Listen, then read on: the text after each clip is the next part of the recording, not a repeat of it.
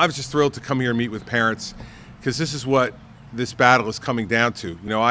I gave a speech, as was mentioned earlier, at the charter school conference last week, and within an hour or less, the teachers union put out a statement saying that this is just another example of Governor Christie's investment in the failed charter school movement.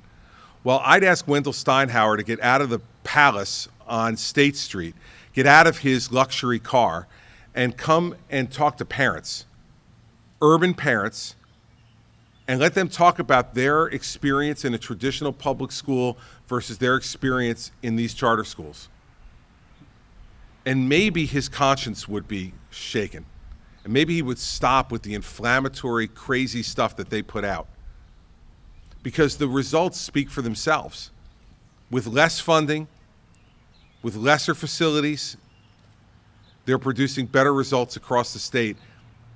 And 1,000 people on the waiting list. 1,000 families on the waiting list in Trenton.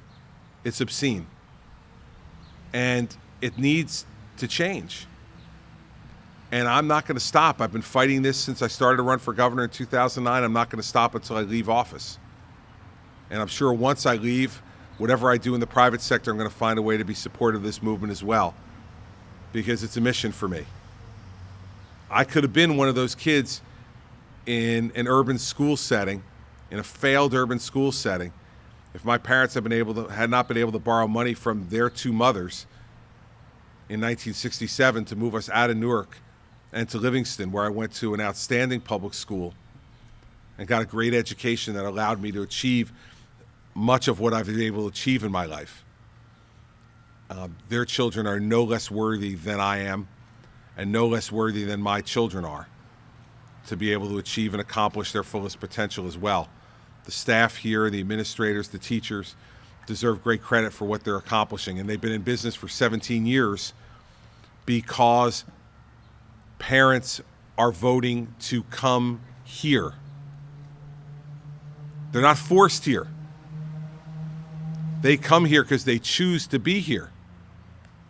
Much different than we have in a lot of the other settings in urban areas in the state. So these folks deserve better in Trenton, and we're going to continue to try to give them better options, better choices. One mother said upstairs during the meeting I had, "Why shouldn't I be able to choose for my kids?" We should ask the members of the state legislature that. Why shouldn't she be able to choose for her kids? These are antiquated arguments, and this is a dying movement because parents are voting with their feet to abandon it. And I'm going to continue to support them in doing that. So I want to thank everybody here at Village for letting me come by and talk to parents. And we're going to continue to let those parents' voices be heard. And I've told them it's up to them too. They have to have their voices be heard, because if they don't, then the forces of money and power in this state will crush this movement. And we can't allow that to happen. So I'm glad to be here, glad to continue to be on this team and helping to work together to provide options, choices, opportunities for urban parents and their children.